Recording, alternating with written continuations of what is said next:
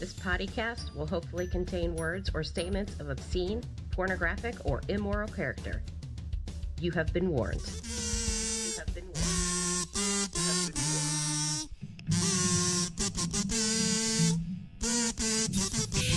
warned. 1, 2, 3. Welcome back. Welcome back. Welcome back to the Potty Mouth Records podcast. Welcome back. Yeah, welcome back. Welcome back to the Potty Mouth Records podcast. Rootin' tootin' spewers of poo. Yeah. Are you ready? Fuck it. I hate this part. Don't do it. Fuck it. I'm not doing it. Yeah, don't do it. I don't Fuck it. care. I told you to fucking stop doing it. Yeah, but what about the peeps? The peeps that love Bob and Doug McKenzie. What about them? Well, I think that it's just one of those things where you break it out maybe every couple episodes to surprise people. Oh, like, is that oh, what he it doesn't is? do the thing anymore. And then all of a sudden you do the thing and they're like, oh, cool, he did the thing. Yeah, okay. We'll work on that. Yeah. Fucking. Maybe I'll try to do it at some point. Ooh. No, So, I'm not. So apparently I was really scatterbrained last week. Scatterblaned. Scatterbrained. Apparently my ADD meds are fucking worse, making things worse instead of better. So I'm all over the charts. Normally we have very little editing on any. Sometimes we don't edit the episodes at all. Like they go pretty smoothly. And the one last week needed some fucking help. Curtis's ADD got the better of last week, and I had to edit him into a functioning adult. Oh, I'm so proud of myself. That last week's episode will eventually be a bonus feature. It'll be a paid feature. If you want to hear that episode in entirety and suffer as I suffered, you have to pay. It is so bad. Oh, But it was cool. I got to play around and work on my editing skills. So hopefully no one noticed it was edited too bad. it'll be all right. Yeah. Well, I have a bunch of stuff to start off with today. Oh, you do? Well, I'm glad you're fucking prepared. Yeah. Well, the first thing, we went to that psychedelic furs show last night. Oh. And so they played at this place down at the harbor in downtown San Diego. It's called the Rady Shell. And it's like this outdoor amphitheater kind of place. They have like symphonies there and stuff like that. And where it's built in like a public park kind of area. There's like a path that people ride bikes and like roller skate and run and stuff like all around. It's like loops around downtown. And this amphitheater thing like sits like right on the water. And like we hadn't even gotten tickets yet because like it wasn't anywhere. This place is pretty big and we're like, there's no way that show's going to sell out. And worst case scenario, we'll just get lawn tickets or whatever. Because they were pretty cheap. They were like $30. But someone had told us that you can actually just sit outside of this place and watch the bands and listen. And it's like basically it's just like being inside, but you like don't even have to pay. And I'm like, there's no fucking way that they're letting people just like sit outside and listen to the concerts. Your baseball stadium's like that, isn't it? Like the one end's open where you can sit and kind of watch in. Yeah, there's like a lawn. There's like an angled lawn where you can like look in. I think you can see. I don't think like I haven't been down there in a while, but to see that part of the stadium. But I think you're right. There's a pretty good view of the field. So yeah. Anyway, we went down and we were just assuming we were going to have to pay to get in and all that.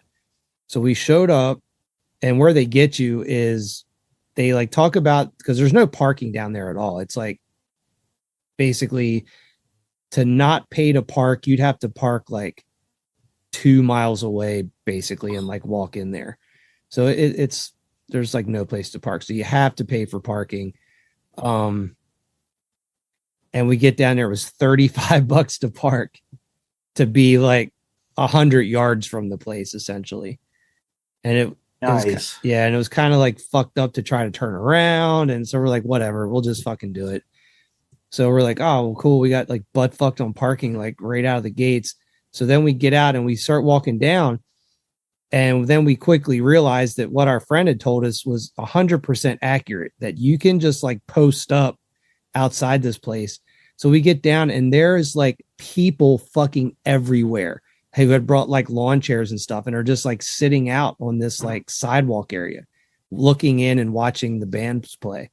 And then where we were sitting, there was actually like a big screen that's inside the stadium that was like facing where we were sitting. So we actually just found a bench and we brought a blanket because we were going to sit on the lawn inside the place. So we just sat on a bench and were able to see the band. We were probably like maybe like 150 yards from the band, like stage level, and we could see the screen and like the sound was perfect. That's crazy. It was like it wouldn't have been any different if we paid to get in. So what's the advantage of paying to get in? You're 100 yards away? I don't know. I don't know what the advantage. I guess it's like because you can get to the food and drink like concessions and all that stuff. They're like blocked off from the outside. So I guess if you want to go in and drink and eat and have a seat and like see the stage, you know, straight on. But, you know, I was like, the lawn was it's funny too, because where the lawn was positioned in this place is actually further away from the band than where we were sitting outside for free on the bench. So it was cool. I don't know. It's like, that's the first time I've ever been to a concert like that ever in my life, where you can just basically have the exact same experience without paying to get in. Yeah, dude. I don't think we have anything like that here. Yeah. I know we were just like, this is fucking crazy. I was like, how long is this going to fucking last? Because another thing too, because this place is pretty new. It's been built in the last, I think it was always some type of a concert venue, but they remodeled it in the last couple of years. But people were actually like pulling up in boats to watch the concert because like the water wraps around the whole place. So people were like coming in on private boats and just like anchoring up and watching the concert from the water for free. Holy shit. Yeah, that's cool as hell. Yeah, we don't have anything like that. We would need water and boats, but besides that, well, I mean, they do down in the city, but we don't have it here. Yeah, but I mean, there's nothing like that at Fells Point or anything, is there? Not that I can think of. Yeah, it's been a long time since I've been down there, but I was going to say probably the last time, but that would not be true. It was probably with you. I don't go down there. I don't like that fucking place. Yeah, I mean, it's just like very touristy, I guess. Yeah, and it's like, yeah. And I'm old enough that I don't feel like a drunk college kid, so I don't want to go bar hopping. Yeah, it's just a hot mess. Yeah, I guess that makes sense. I guess any of the times I ever remember being down there was always in the daytime, so I guess I never really experienced that place at night. Right. We did it on occasion, but it was rare. I like dives. I don't like a ton of fucking people around. I want to get my drink on. We've already had this talk. Yeah, totally. I want to get my drink on, and I don't want to have to fucking pay a lot because I'm cheap. Once again, we've had that conversation too. Yes, we have, but we have not had this conversation, and this is not a paid sponsorship. However, I wish this could become a paid sponsorship. So I was over at a buddy's house over the weekend, and we were just hanging out, watching some TV and stuff. And he's like, "You want something to drink?" I'm like, "Yeah, what you got?" And he's like, "Have you had hops water yet?" And I was like, "I don't even know what that is." So, like kind of like seltzers are real popular right now, like sparkling waters and stuff like that. Well, so now it sounds like horse ass right now. So they're making, I guess, like these beer companies are making this stuff called hops water. And it's basically exactly what it sounds like it is. It's basically like sparkling water tasting beer. It tastes like kind of like beer a little bit, but it's sparkling water. It's non-alcoholic, gluten-free, craft brewed. This brand that I have is called Hoplark. But it's basically like if you don't drink but you still want like the flavor of a beer and don't want alcohol, these things are actually pretty freaking delicious. I'm gonna pass because I don't know if I would want that. Mm. Because once again, if I'm not getting the benefit, I don't know if I really fucking want it. Yeah, I mean, I get that, but you'll at least look cool in public, and people will think you're drinking and you're not. I don't That even would think be it's badass. I don't even think it's that though, because the cans don't even really necessarily look like they're trying to look like they're alcohol. They just look like a what's that sparkling water? The LaCroix. Yeah, it's kind of just like a fancier LaCroix kind of a bottle, I guess. But anyway, I find them delicious. If you're bored with normal sparkling water and you want to try something different, I recommend hops water. Give it a shot. So, how in the fuck do you drink sparkling water in general? I cannot do it. It is fucking painful. We have one of those little fizzy machines at the office. Oh, do you? And it's like that kicks ass because I can add flavor to it. But to drink sparkling water on its own, bleh, well, I'd rather chew on my fucking own toe. Jesus, it's not that bad. It's pretty fucking bad. Oh, that's weird. Yeah.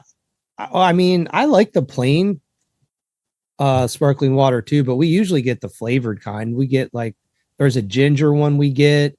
There's a black cherry that they just started making that actually tastes sort of like low budget Dr. Pepper. So that's which is magical. Yeah, so that's pretty good. But yeah, I don't know. Like, and I drink a lot of water too, so it's not even like I hate water. I drink plenty of just plain water too, but I don't know. I got out of drinking soda years ago, so I just kind of missed the carbonation and got into sparkling water, and it just kind of fills that void, I guess. What the fuck is wrong with you? Swear to God. So because you don't like something, that means something's wrong with me. Okay, cool. Fuck yes. Absolutely. What a dick. I do not fucking get that at all. So once again, chew on my toe. What don't you like about it? Well, I think because I'm a sugaraholic as well. That shit's not sweet enough. Like it needs to be cranked up to 11. Yeah. So basically, like even some of the squeezy stuff for the sparkling water, it's not enough. Yeah. You like carbonation. You just don't like that they're so plain tasting and not sugary. Yeah. Gotcha. Yes. I can buy that more than the carbonation part, I suppose. Yeah. I don't like drinking water. It's dreadful. Oh, I thought you said you do like drinking water. Oh, no. Oh, you don't? Fuck no. Oh, weird. Yeah, I used to drink a shit ton of it. I can't do it anymore. Like it's like Diet Coke's crack, and it's like fucking next to impossible to wean off of. But we've done it. Yeah. But I mean, I still like that's my go-to if we go out or something. But like we bought like if we go to practice, I'll buy soda. If we go out to dinner, I'll have a soda. But I haven't bought like sodas for work or for the house in a long time. Like that's since good. Like the first of the year. Like it's kind of crazy. That's good, dude, because I mean, I know, man, it's hard to break that soda curse because I mean, I haven't, even when I was drinking soda, I was mostly drinking Diet Cokes. I don't know what it is, man. Diet Cokes are so fucking good. Like I'm kind of like you at this point. Like I'll have one as like a treat, like maybe like once a month I'll have a Diet Coke. Like we'll go to dinner and I'll get one, or maybe like out riding around doing errands or something where I know I'm going to be out all day. I'll like grab one at the start of my day and sip it throughout the day. But yeah, you cannot have those at the house because I'll blow through like 12 of those in like 3 or 4 days. I think I was going through like a 2.5 liter every day at work. Just like bloop, bloop, bloop. It just like it went down smooth. Yeah. And if you don't drink it, it tastes like ass. For people who don't drink it, it tastes like total hell. That's true. If you don't drink it for a while and then you have one, you're like, why did I like this shit so much? It tastes fucking nasty.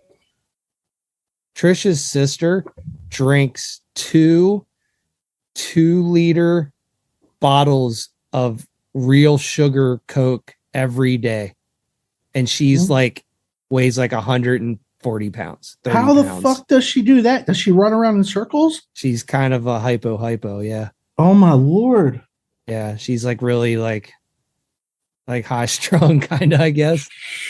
Just like blast through cigarettes and Coke like all day. So there was a point where I was like, no, diet stuff is evil. And I'm just going to go straight sugar because it's better for you. No, I don't Whatever. think so. Yeah. So it was a total fail. Total fucking fail. My doctor was very unhappy at that point with me. She's like, you might want to go back to the diet. Yeah, I mean, it's kind of like weighing those pros and cons, right? It's like, yeah, I mean, in the grand scheme of things, like fake sugar is bad, but it's going to probably save you from being diabetic a lot sooner. Oh, Amanda's trying to steal my pen. So I think, I mean, and I'm not a scientist or a doctor here, but I think that. Did you sleep at a Holiday Inn? I think your liver probably has worse trouble dealing with real sugar than it does fake sugar to filter it out. I have no idea. I'm not even going to sleep at a Holiday Inn to figure it out because it is just, I don't know. It's like crack. And I think being a mad drunk, it just made it worse. Yeah. Like your body craves it no matter what now. Well, yeah, it's just like once you kind of like have that sugar addiction, it's hard to break it. Yeah. It's really it's fun. Well, while we're on this topic, I want to take this opportunity to do a public service announcement. And I want everybody to take the time to take care of yourself and get yourself checked out. What? Yeah. Because you just did like a public service announcement. I just said I was going to do a public service announcement. What the fuck is that? Yeah, like it's not that I wasn't paying attention. I was expecting something asinine, and that was, I guess, nice. And what the fuck? Yeah, go to the doctor, get yourself checked out. Like, if you haven't been to the doctor in a while, go do it. Get some blood work done. Get yourself checked out. If you have family history of diseases or illnesses, get yourself checked out. It's a smart thing to do. What in the fuck are you doing? Oh my God. There's lots of things that can be prevented with early detection, and it's important to take care of yourself and for the people that care about you. And knowing's half the battle. It is. Knowing's half the battle. Well, the reason I say that is I had my annual colonoscopy on Monday. Fuck that. And did they ball gag you? No, they didn't ball gag me this time. Oh, no, that makes it even worse. But I got the all clear. I was clean as a whistle, which is nice. Good news. And they put on a little Barry White. No. Yeah. That might make it like way more exciting though. But yeah, I know there's like, I've talked to a lot of people who are like not getting it done because they're nervous about it and they've been putting it off, which I think you have too, right? I've had it done. You have had it done? I have had it done. It is. All I remember is I'm strapping that fucking thing on my face and it was over. Yeah. Well, yeah. I guess the point is that I've heard a lot of people say that they're, hesitant to get it done because they're scared and like don't know what it's like and whatever. But like I've had like, I think Monday was the 7th one I've had now. And, like the prep for it isn't easy, but in the long run, hey, there's nothing worse than giving yourself an enema. Just want to let you know. Yeah. Fucking blows. But everything blows. Literally. Exactly. But yeah, it's important to do it once you get to a certain age because early detection's good. And especially if you have family history. So get your buttholes checked out, people, or just go to the doctor in general. If you're putting it off, like it's always better to find out stuff sooner than later. So true that. Anyway, Holy shit. I care about our listeners. I was looking for my sound effects board, and I wish I could figure out how to make the bitch work, because I was looking for something. I was looking for the crickets. I was looking for buttons, and there's none of that because none of it works. Whoa, my God. Yeah, see, you missed your opportunity. Fuck. Well, moving on from that,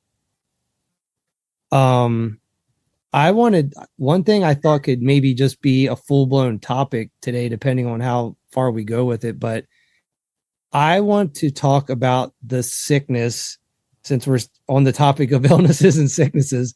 Let's talk about the sickness of fucking guitar shopping. Because, oh my God. Because go ahead. Yeah, because I've come to the conclusion that guitar shopping for people, if you're a musician or in a band or just whatever, if you're just someone who likes instruments and you like music and you like dicking around with a guitar or a bass or drums, that musical instruments are like the musician equivalent of golf clubs, and that you can't, it's like no matter how good your current group of instruments are, it's like it's never fucking enough. See, Amanda's leaving for this part of the conversation is good. Yeah. Because this one, yes, this is like a total weakness of mine, and I like it is like one of the biggest, like I guess, struggles, or like it's something I have to hold back on, because like back when the kids were younger and shit, like I never bought a fucking thing for myself. Yeah. And then there's finally, you get divorced and all of a sudden money shows up somehow. And it's like musical instruments are like fucking crack. And it's like, oh my God. Yeah. Like I bought new guitar and I hadn't been playing in fucking 15 years. I was like, fuck yes, new guitar. And it was just great. It's crazy. So go ahead, go about your rabbit hole, because I'll go down mine that I'm on right now that I'm trying to get over. Yeah. Well, I mean, I guess I was thinking about this yesterday.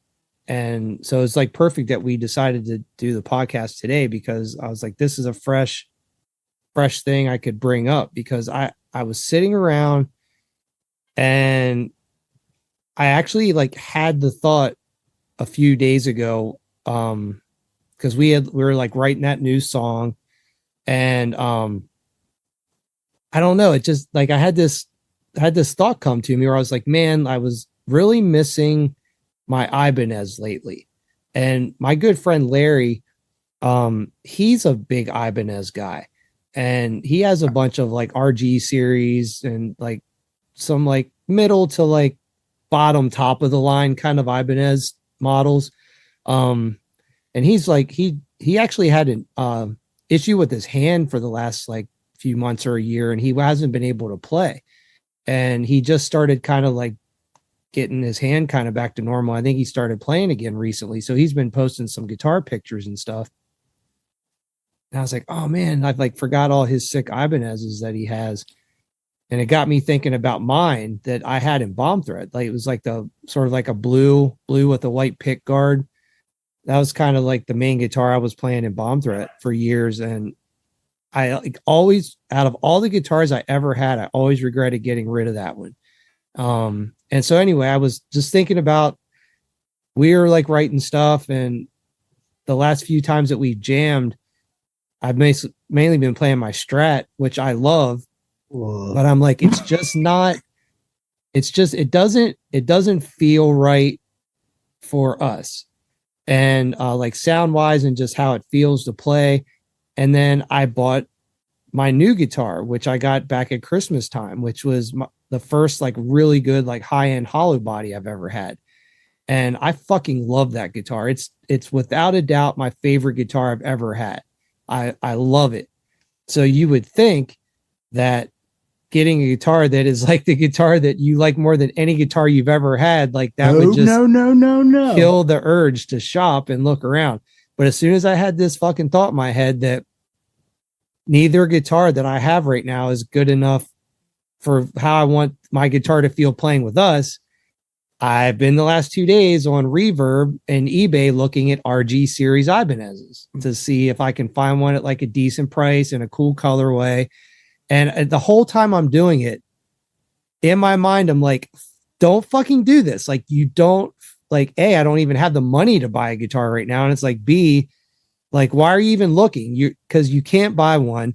And it's fucking stupid. Just like make one of the other guitars like work. You're like overthinking it. So no, you're not. No, you're not. But then I went down a rabbit hole of really over analyzing and being like, what about my psyche has made me be a person who's, I feel like there's like two camps of guitar players, right? There's the camp of the person who starts when they're 12 because maybe they got a hand me down from somebody. And that was like their starter guitar. And once they realized they loved guitar and wanted to stick with it, maybe they had a high school job or like their parents helped pitch in, but they were a person who bought a $1,500 Les Paul in like 1988. And that's the guitar they still have, right? There's those people. And then there's the people like me who have had probably like 40 different guitars because I never felt like I ever found one that really was exactly what I wanted. And I just like variety. I like trying different things. And like, you know, like I play guitar for a while and like, oh, that was cool. But I loved that guitar, but I wanted to still try something different. So I was like, man, wonder like, what is it about when I started playing that got me into wanting to be the person who always wants to try different models versus sticking with one the whole time? So to me, part of this is playing somebody else's guitar and going, oh, that feels really good.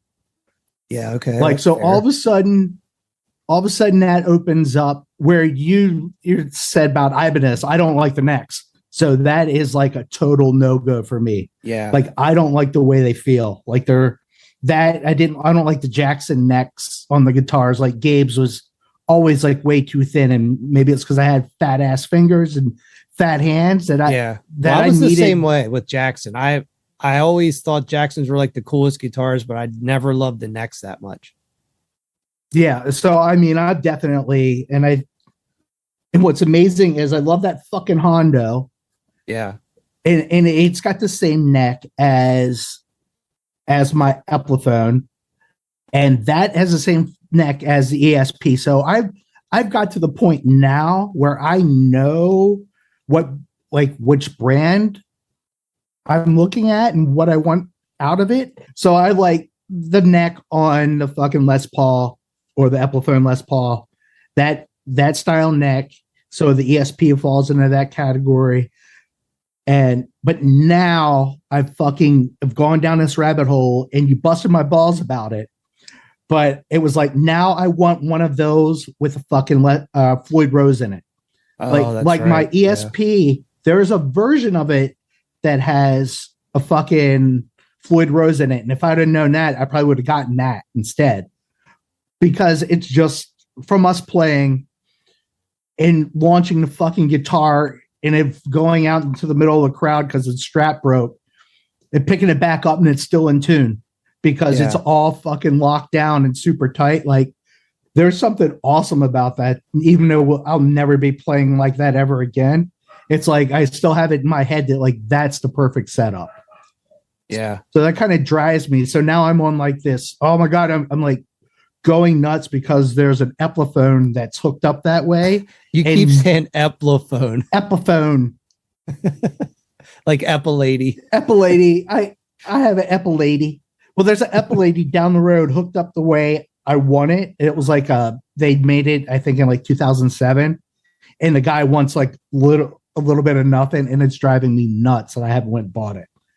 Like, it is fucking just blowing my mind that I haven't went and bought it. because even if I bought it, I could flip it on eBay and make another 200, $300 off of it. Yeah, well, that's not going to happen though. Yeah, well, exactly. That's always one of the, like, in the back of my mind, like how I convince myself to buy shit I shouldn't be buying is the investment factor of it. But it's like, yeah, but I'm never gonna fucking sell it, so that's like a pointless argument to myself. It is. So before Amanda and I started dating, I was like, and it took me a while, even after we started dating, that she liked Instagram, and I was like, I'd look at it over her shoulder every once in a while. But before that, like my go-tos were Reverb and eBay, and back and forth and back and forth and back and forth. Sometimes Amazon, just a price check. And I would go fucking nuts. Like I might have an issue with microphones as well. Yeah. And I get made fun of because I have them in boxes laying around. And but that's always good to have extra microphones around. I got a couple. But so what are you focusing on for guitar now? Are you thinking the Ibanez? Because I got to tell you, when you brought that up, marked in my phone on eBay is the RG 550 and the RG 750, because I couldn't remember which one Matt had, and I keep looking for a silver and black one now. Oh, nice. Yeah, that guitar, man. I've talked about this on one of the episodes before, but that definitely is on the list of, like whatever. I wouldn't say it's like a regret or anything, but just I wish I would have bought that when I had the opportunity to buy that off of them, because that guitar would be exactly what I'm like looking to have to play in our band, because that guitar was fucking cool. But so I was looking at RGs, and that got me thinking that I was like, well, what, I know there's like a couple other companies that make sort of like Strat style bodies now. Like some of the more metal guitar companies are making more Strat styles. So I was looking at some LTDs, and there was definitely a couple, and I've played, my friend Larry, who I was talking about, he has an LTD that's actually really nice, and I do like how that plays, but they're a little too, and not that there's anything wrong with this, but for what I'm looking for, they're like a little too metally. Yeah, no, I think they're cool. I like their guitars, but I'm looking for something that's a little more of a hybrid of, like, maybe has like a metal feel, but looks a little more Strat. But these guitars that I did find that are fucking sick, and I'm pretty sure they're made by Schecter, but I think they're the Schecter. They're called, I think the model is called the Super Shredder, and they're fucking cool, man. They're basically like a combination of a Strat mixed with like an RG and an LTD. It's like a hybrid of like all three of those. But how you were just saying, like, you want a Floyd Rose, like I've had multiple Floyd Roses over the years, and I'm just not the biggest fan of them, and I'm really not anymore. Like, I really don't like them at all. So I was looking at these Super Shredder guitars, and I only found like one model that has like a stop tail bridge. Like, they all have Floyd Roses, which makes sense because they're quote unquote Super Shredder. So obviously that's able to fucking bend it. Yeah, you want to bend it. So I don't know, man. I'm going to keep looking and see if I can come across one that's in a cool colorway that doesn't have a Floyd Rose, and I may pull the trigger on one. But I don't know, man. There's so many RGs out there, and it's just hard finding that one that's just not a ridiculous colorway. Like, I just don't want some weird, I don't know. There's just like a lot of weird finishes and stuff. I want like a very classic, like neutral tone, like just like a solid blue with like a white pick guard, just like something real basic. And all their finishes are very like the dragon's eye maple looking stuff. And that's just, I don't know. Those are just like, I don't play in Dream Theater. Like I don't like the aesthetic of those. So anyway, yeah. So I fell in love like with the ESP. Yeah. Because as you know, it's basically on and go. Like, I don't button it, and I don't use pedals, and I never did. Like, so this guitar was like fucking hand of God punching me in the mouth when I saw it. Because that guitar is awesome. It just fucking, there's one goddamn pickup and there's one button on it. And it's either turned up or it's turned down. And there's no other options. And I was like, where in the fuck has this been all my life? Well, there's that gets the only thing I remember when I first played that guitar, I was like, oh my God, this thing's pretty amazing. And it's the only thing I don't like about it is it doesn't have fret markers. That's the only thing that kind of is a little bit of a buzzkill about playing that guitar. So what's funny is when we jammed with Vern and Fred and I, he plays left-handed, which I didn't think was going to be a big deal. And it fucking blew my mind. And he didn't have fret markers either. Oh, Jesus. So it was like, I thought it'd be, I honestly didn't think there would be any kind of issue. Yeah. It was like, I honestly thought it would transpose super easy, but you're right. Without the fret markers on there, like he has them, but they're like real high up on the neck. So it's like you can barely see them, but they're there. But oh my God, dude, it just fucking killed me. Yeah. And plus you were saying like the way he plays, like his timing's weird than what we're used to doing. So oh my God, that adds another layer of following along that makes it more difficult. Dude, I guess we've just been doing the straight strumming punk rock for so long. Yeah. Like he just like, his timing's all, and it's just different. It blew my mind. I'm like, it's like, how I can't, it was just not, happening. Yeah. Like I'm not this shitty. Well, I am, but I can tell myself I'm not. And I usually believe it, but that day I felt like an ass because I'm like, I can't even fucking follow it. And your timing's weird. It's like, yeah, there's a difference between like, like I wouldn't say your playing isn't shitty. It's just like being able to follow along. Yeah. Like it's like you have the ability to follow along with stuff you're familiar with. So yeah, it was definitely, but it was fun. I mean, it's really cool. But he had a Gretsch and I was jealous. Like I was like, ooh, that looks fucking awesome. Like, was it like a hollow body Gretsch? No, it was a solid. But I remember playing Jimmy's from the left and I fucking loved it. I loved the way it felt. Yeah. I think the Rickenbacker feels that way too. Like I like the big fucking beefy necks. Like I think that's important. And I don't know whether it's my hand, but I like the way I can access the fretboard with it being round. Like it feels like it can slide around. Yeah, I don't know, but yeah, dude, looking at guitars, it's fucking hard, man. Like it's like and I've been really good over the last decade or so too, because I sold off so many of my guitars that I used to have. And I mean, when I moved out here, I got rid of a bunch before I moved. And then when I got out here, I got rid of a couple that I actually moved out with because I was like, I wasn't playing guitar anymore. And I was like, man, I don't even need these. Like I barely played them before I wasn't playing guitar anymore. So I'm down to, oh yeah, that's fucking sick. Curtis is showing me a picture right now. It's a Kramer.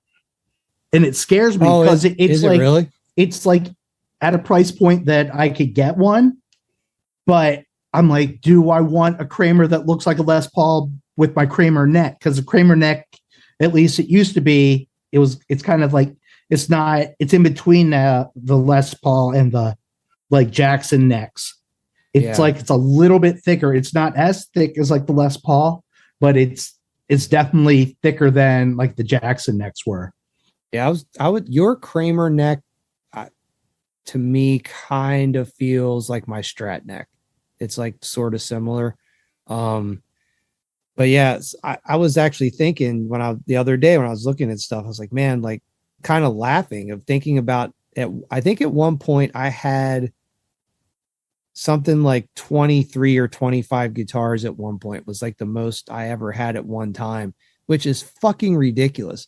And now I think I have like 5 or 6 guitars right now. Which is the least amount I've ever owned other than when I started. Right. But I have my new hollow body that I got back at Christmas.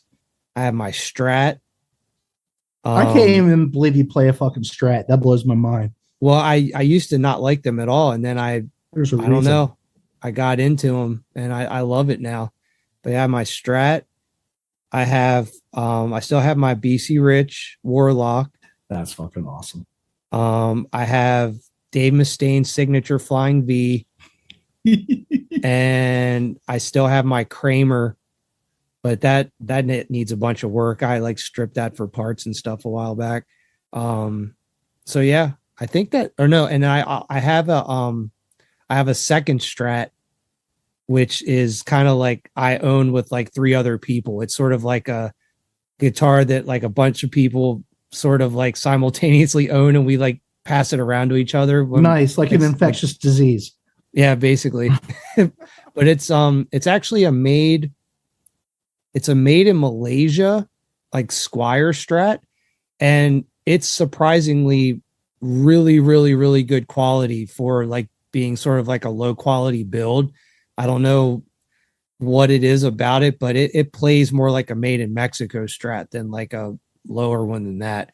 But yeah, anyway, that guitar has been in like a bunch of different bands, and I had it for a while. Like my friend Jordan kind of gave it to me, and then I let my friend Brian borrow it. He's got it right now. So it kind of just like gets passed around. And anytime someone's like, hey, can I get the Strat? They're like, oh yeah, I'm not even using it. So, oh my God, that's funny. But technically I only really have 5 guitars right now in my possession, and only really 2 of them I even play. Like I only really ever play my BC Rich when I'm recording something that requires more of like a metal tone. Cause it's actually the only guitar I have right now that has EMGs in it. So if I want to get kind of like that EMG sound, I have to break that out. But I don't know. We'll see. We'll see what the next couple months bring. I'm definitely starting to get that itch to look for something that sort of fits what we do in the Craven Moorhead. Nice. Yeah, and it's not a fucking Strat. I can tell you that shit. Well, no, it's not. And for one thing too, for how we're practicing now with the Jamulus and all that stuff, my Strat's fine, but my Strat is only a single coil guitar. So, I definitely do need to have like more of a humbucker sound for what we do. And yeah, like I said, I want something that's more of a Strat feel, but I need something that's a little more speedy on the neck a little bit. And I think like an Ibanez is like that good, like middle ground between the two. Ugh.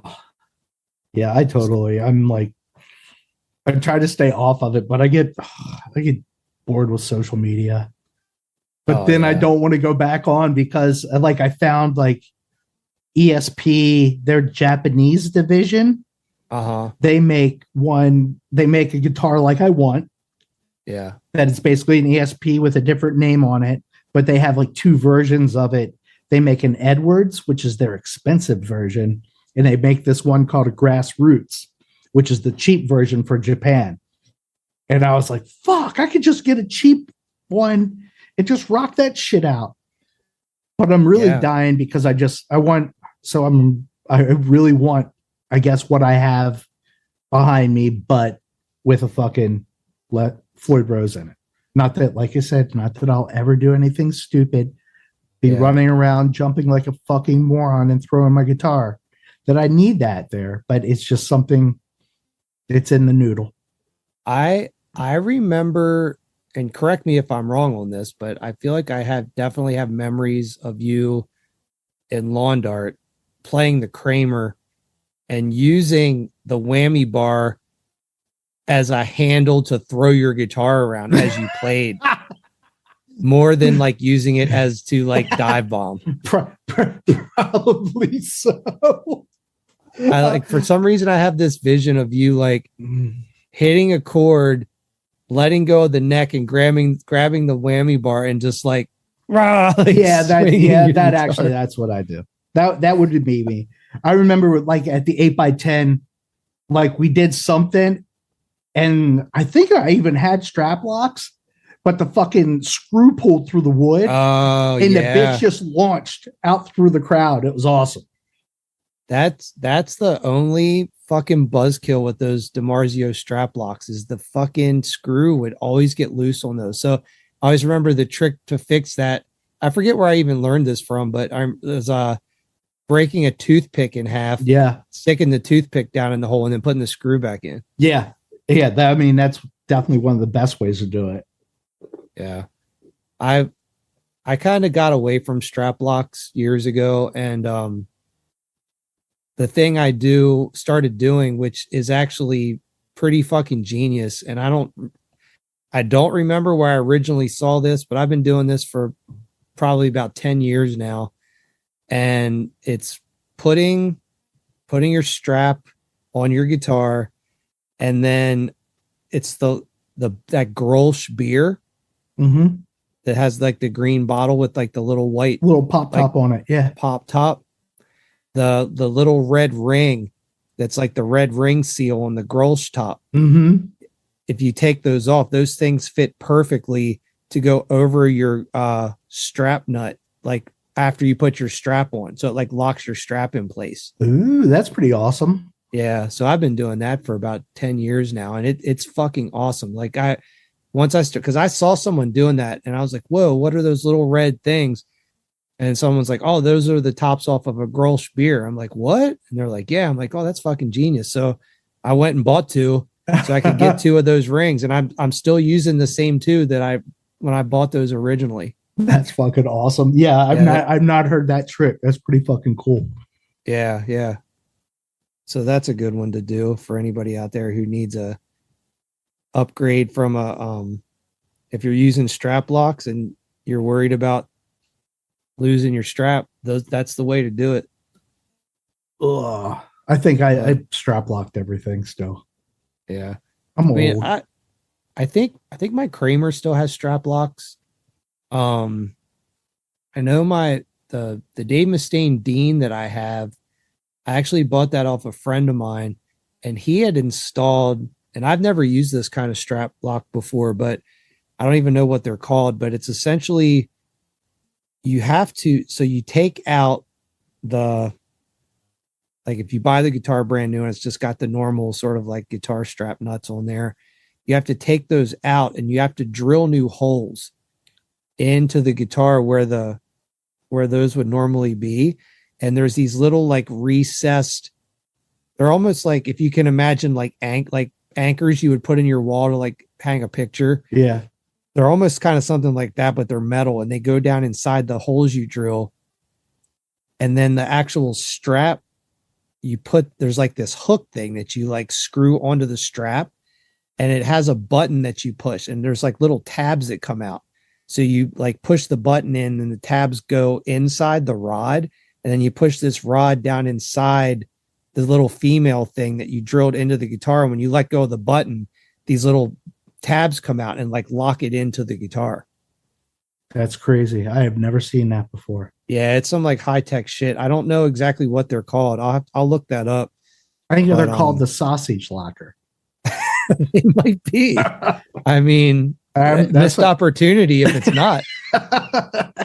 Oh shit. But, or the butt plug. Oh, even better. Yeah. But those are cool. I feel like, I mean, they feel really strong, but simultaneously they also feel like maybe there's a high probability of them failing though too. It's like when they're working, they're solid, but if one of those tabs break, that thing's gonna fucking fly right out. Yeah. That's always fucking scary. God. So, but yeah, anyway, sickness of guitar players, dude. It's like it's just fun to look. I think if you can control the compulsion to actually pull the trigger on stuff, it's fun to look at stuff. My control is much worse than it was before.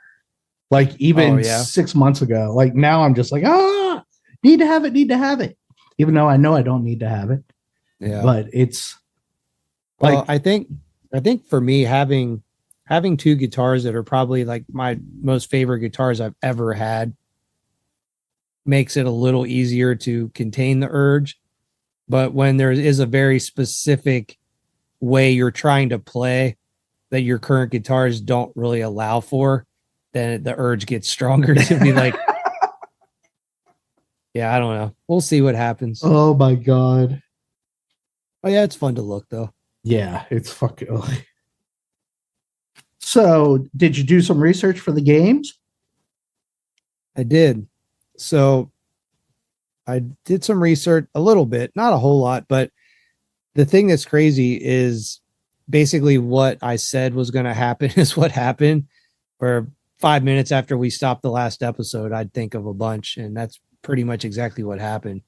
And the thing I was concentrating on was like the side bands of bands. Right.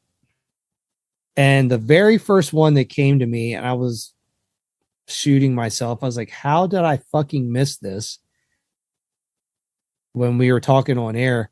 But basically, the king, the undisputed king of the side band, Jello Biafra. Oh, shit. Like I don't think anybody has more side projects than him that I could think of. I mean, if you count, I know like spoken word probably doesn't really count, but I mean, all his spoken word stuff. There's Lard, there's Jello Biafra and DOA, Jello Biafra and Mojo Nixon. Yeah. I mean, he's just like, and like Jello and the Melvins. I mean, he's done so many like little side Lard project. Yeah, I said Lard. Oh, yeah. did you? I wasn't paying attention. Yeah. But like all the different bands he's done with all the different people. I mean, it's just he's like the king of like side bands and side projects.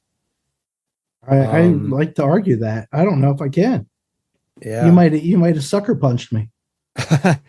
And then another one I thought of too that is a good one for like hometown pride kind of a thing is the Bakerton group, which is Clutch's band. Yeah, I was looking that up because I knew that they had it and I had it in my playlist, but I couldn't think of the name off the top of my head.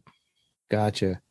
Well, so you tell yours because I have a third one, but my third one has the potential to lead into our possible main topic. Go for the main topic. I didn't have one. Oh, you didn't even have No, I couldn't. Like, I think I blew my load on on the first one when they came up with them, and it was just like they didn't keep steamrolling like I thought they would. Yeah. And it was just like, for me, it was like, eh. Gotcha.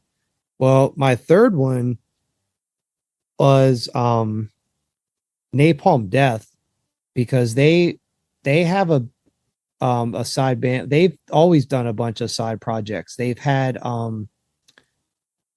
Blood from the Soul, which was the band that Shane from Napalm Death did with Lou from Sick of It All. It was kind of like this weird, like industrial metal kind of band. It's like an early 90s thing. They also have this band called Venomous Concept, which is like a side project. It's really cool. I think it's the bass player and drummer of Napalm Death. I think that one guitar player may have played on something at one point. But then anyway, that got me thinking about just their whole circle and just how many bands have spawned either around the same time as Napalm Death or were side projects or became main bands. So like there's so many members that have been in Napalm Death who have went on to do other stuff. There's like Carcass, Godflesh, shit, I'm drawing a blank now. Cathedral. But yeah, so I don't know. There's been a lot of bands that have spawned out of that nucleus of Napalm Death, and just they're essentially so responsible for creating like a genre and a scene. Right. But so what that got me thinking of is just that as a concept of like, what scenes do you think have created some of the best music and or are your favorites? So as I was listening to you, I was typing in because for some reason, I think I listened to Dr. No last week, Okay. And then that led me down to listen to Ill Repute, which I had never listened to before. Yeah. And about halfway through the fucking record, I text Phil. I was like, why have I never listened to them? Yeah. Like, I think like that whole, so to bring that into what you're saying is, I think like that whole scene was so underappreciated because Doggy Style is still probably, I don't listen to them like I used to, but like the first like Doggy Style and like up to the second album where they ripped off Led Zeppelin cover, like I can listen to and love. But it was like those bands, like they're really fucking good and don't get a lot of credit. Yeah. Yeah. Well, that's one thing I can definitely speak on from personal experience is just growing up. And for whatever reason, and this ties into what you just said. I feel like for whatever reason, our group of friends, I mean, maybe Phil was a little bit more on board and maybe Clevenger, but yeah, they were into like the Doug Moody Super Sevens stuff. Like they were like all the Oxnard shit. Like I feel like that's not something that I really got into until later. But what's really cool is, like 10 years ago, when I was playing drums in Somali Pirates, I guess we were like, I don't know, like basically the singer, both the guys who I played with in the band, they were Oxnard dudes and they moved to San Diego, but they had like really like deep ties in the Oxnard scene, and like they knew like the Ill Repute guys, and they were kind of like they were like sort of like the next generation or whatever, right.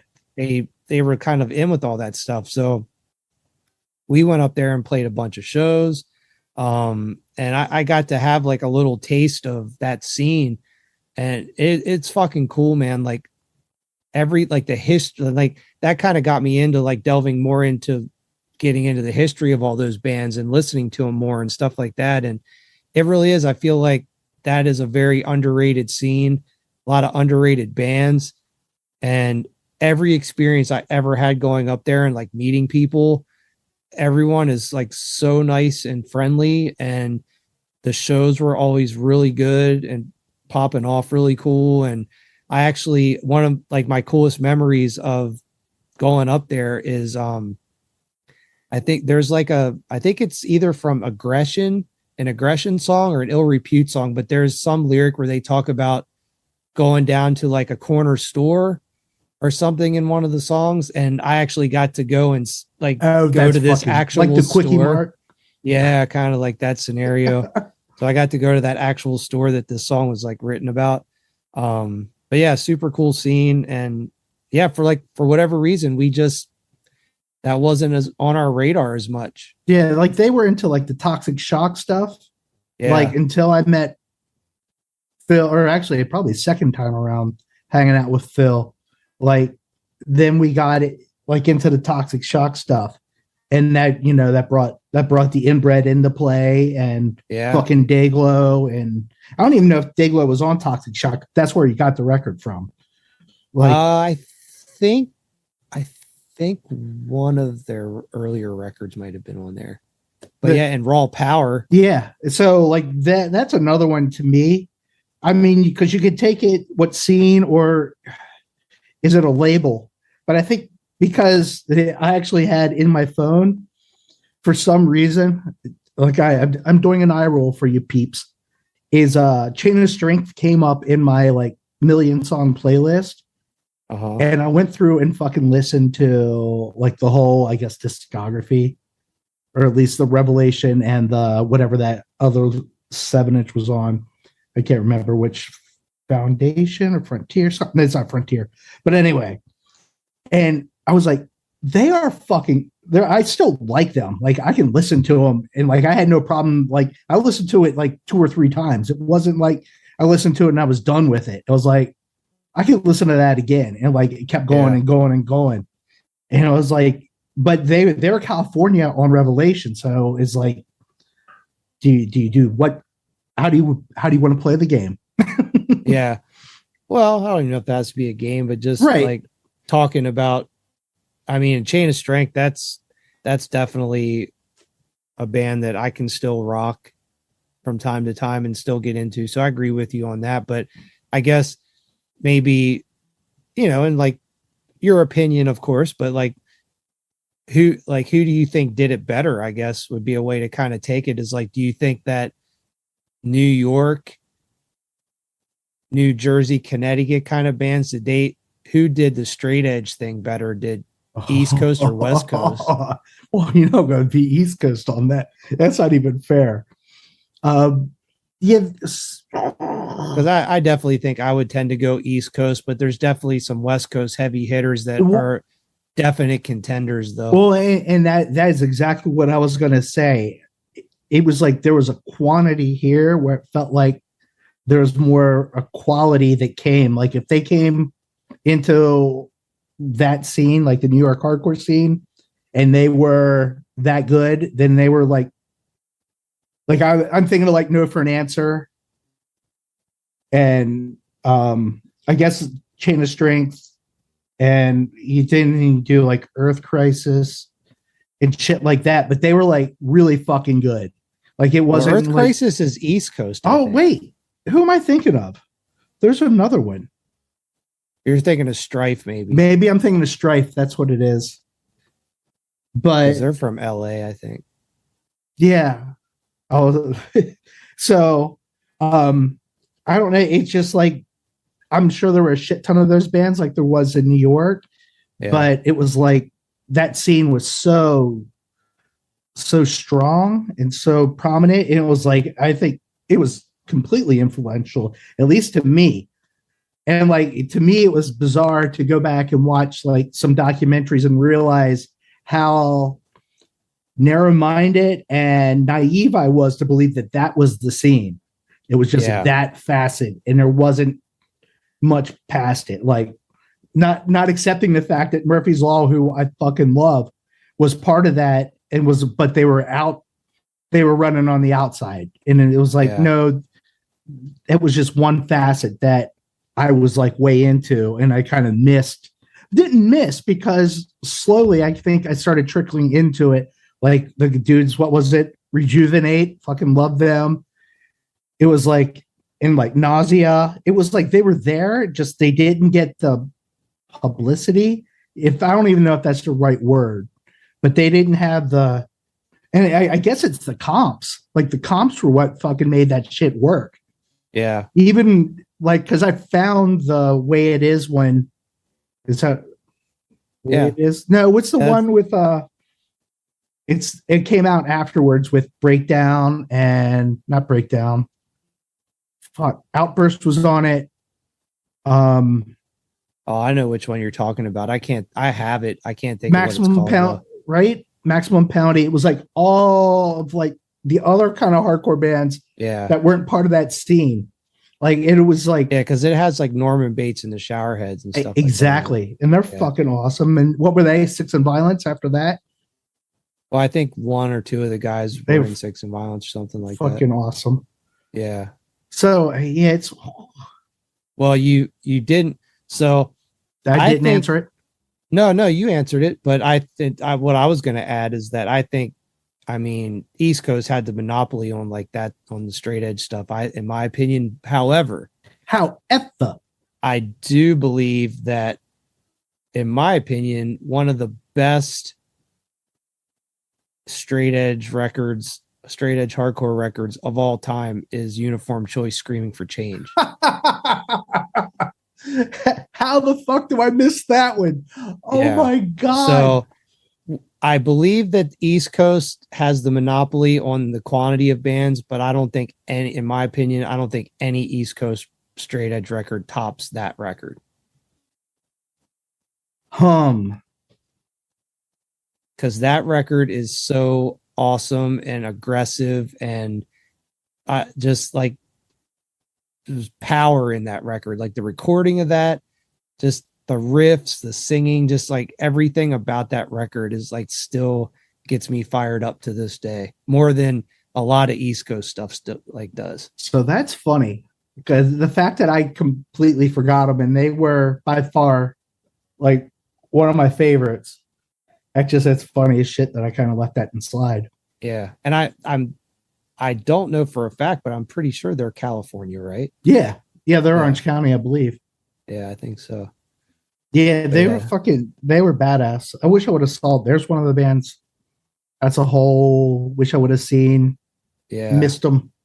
Yeah. I don't even remember them playing though. Like maybe they did after just staring into the sun or something like that. Yeah, I was gonna say they were probably already into their like we're not screaming for change sound anymore by the time it would have even been a chance to see them. Yeah, see, I'm thinking that's right. Because I mean that record's what, like 85, 86? Don't I 7? So I didn't think I it was wasn't even listening to shit like that quite yet. So I mean that brings up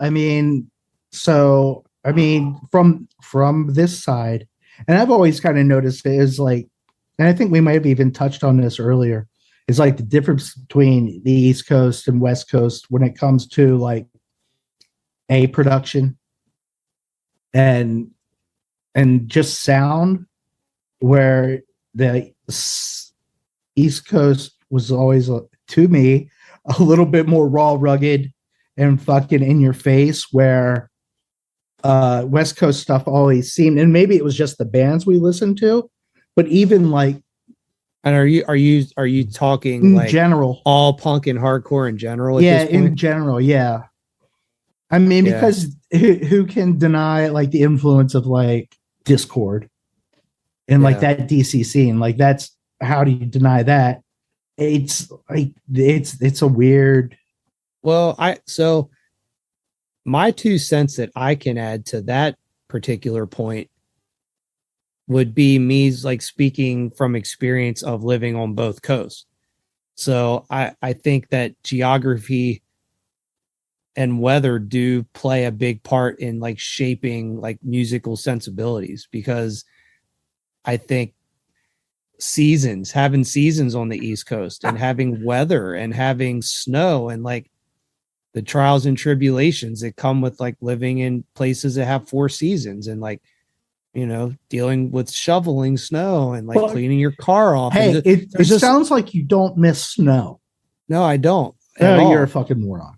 But I can see now how that changes the vibe of things. Like there are more reasons to be a little bit more like grimy and pissed off on the East Coast than there are on the West Coast. It's, things are a lot easier here when it comes to weather and seasons type of thing. So, that's definitely going to shape how how you're brought up, and like maybe your sensibilities of writing lyrics and like the riffs you write. That's probably why like pop stuff is a little more popular out here and maybe and written a little bit better, is because it's like there's a little more of a happy-go-lucky vibe versus rawness of the streets and cold and stuff on the East Coast.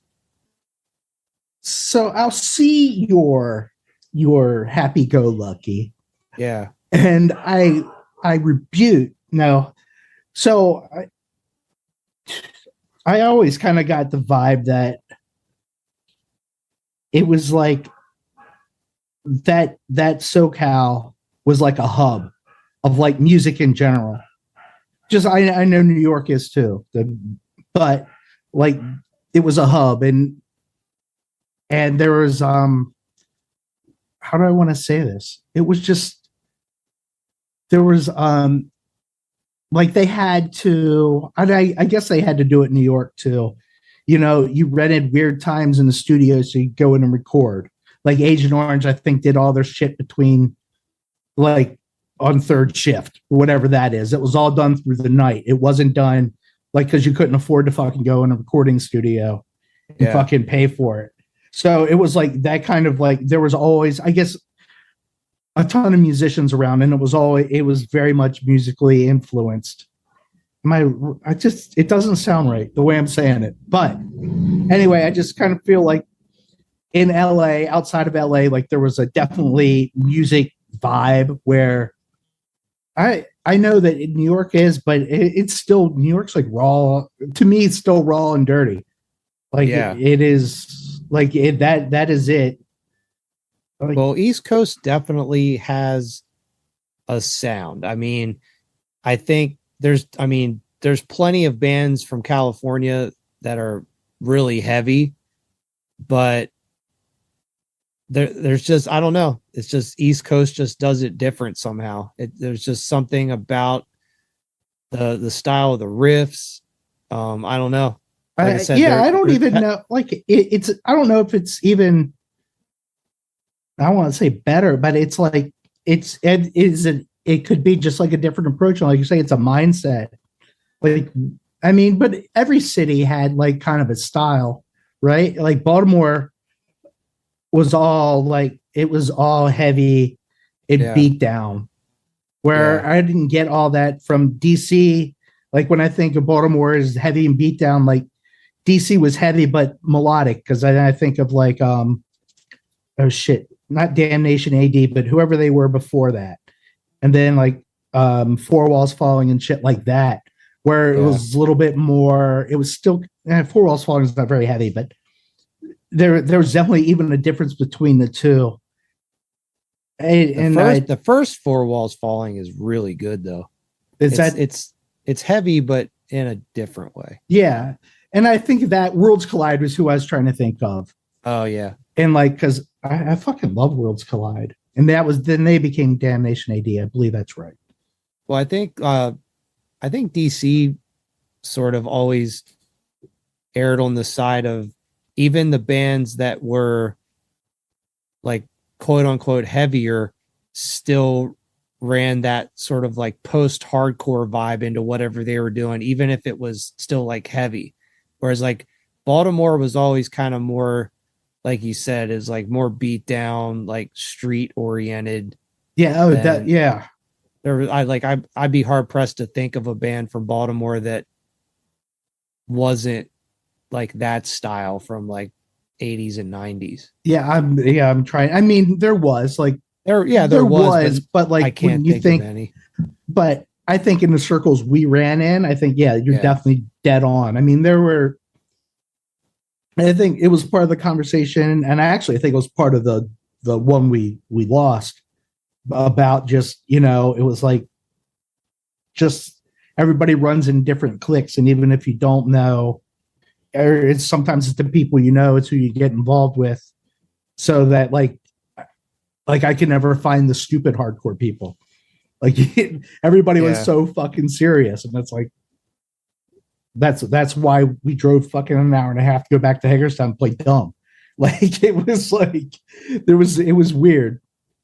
Well, I kind of back to, and not that I don't feel like we got off topic or anything, but just like back to sort of my original idea for this was about just lots of bands sort of spawning from like one like nucleus point, like sort of how like Napalm Death from Birmingham and like all those bands like Carcass and all that stuff like kind of spawned from that area, just like basically like creating a whole sound and a whole scene. And like another one I was thinking of that sort of did that was like the death metal scene in Florida, like kind of like the Tampa scene, like where all those like the Cannibal Corpse guys were originally from Buffalo, right? And they moved down to Florida, and then just all the shit that spawned from there, like Cannibal Corpse, like Obituary, Deicide, like all that shit came sort of out of there. And then like all the bands that were going to that Morrisound recording studio in Florida in the 90s to record so that was like the hot spot to record death metal albums. And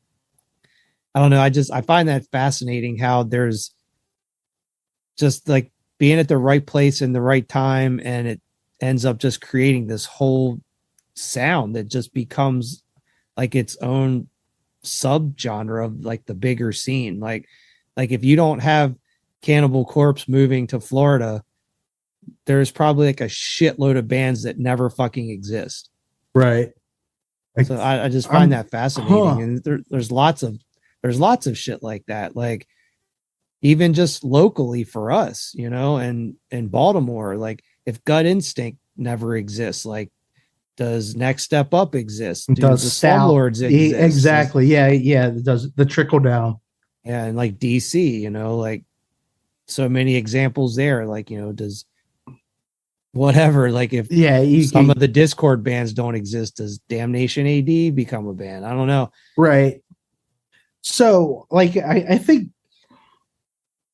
I was thinking more of even like regional, because I think of like Cleveland and like fucking Ringworm and Integrity. Yeah, that's another good one. Like Yeah, those guys, like that whole, but they seem to be the forerunners of it, right? Not the forerunners, but they're still the cream of the crop. yeah. Well, actually, that's funny you mentioned Cleveland bands too, because I had them on my list and I didn't write it down, so I forgot. But In Cold Blood was an awesome side project band of like the Integrity dudes. It was basically Integrity with a different singer. They had like one record on, well, I think they had two records, but their one record was on Victory. So it has like, I think the cover is like a nuclear explosion or something. yeah, like or is that All cover. Out War? Or do I have nope? I'm pretty sure it's In Cold Blood is the side band from the Integrity dudes. Wow. But that record is fucking awesome. I haven't listened to that in a long time, but that's definitely a cool side band.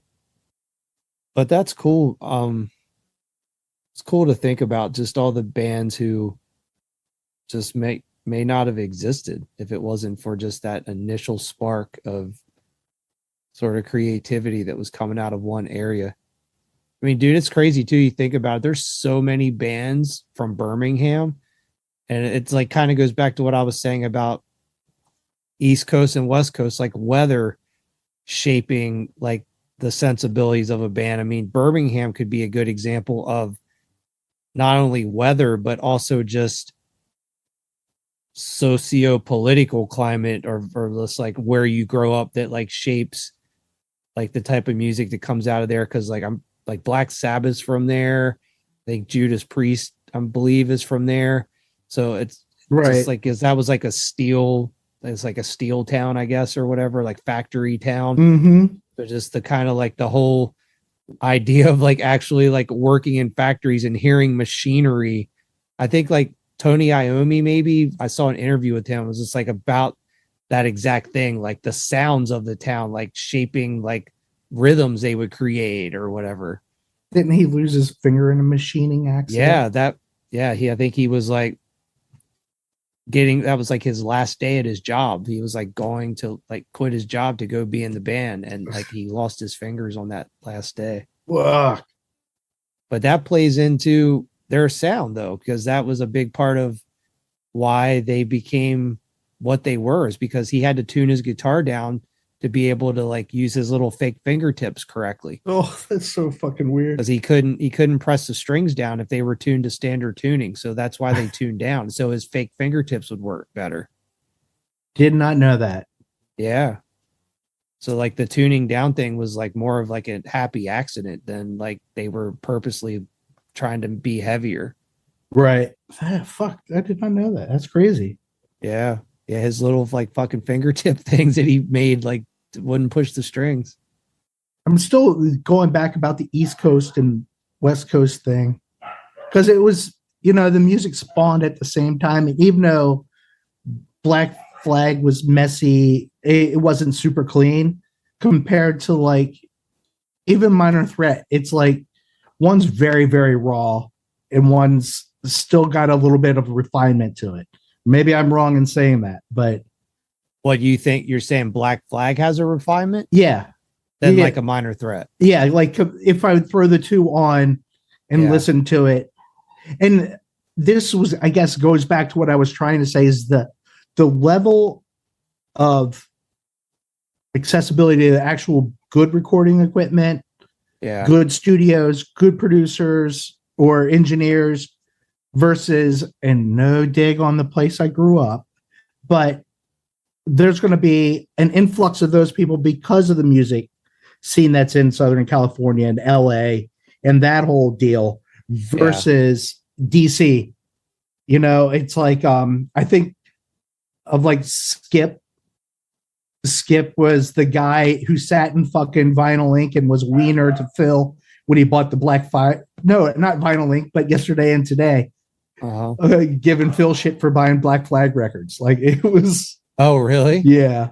Because he bought like 5 or 6, and he's like, "Ooh, instant Black Flag collection."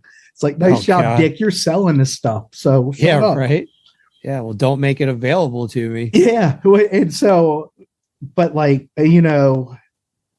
is that kind of like play into it? Yeah, well, I think that's a valid point too. I mean, thinking about just, I would say overall that California is the more of the epicenter of where a lot of like popular music has spawned from. So you're obviously going to have way more of a selection of places to record and, just like more connections.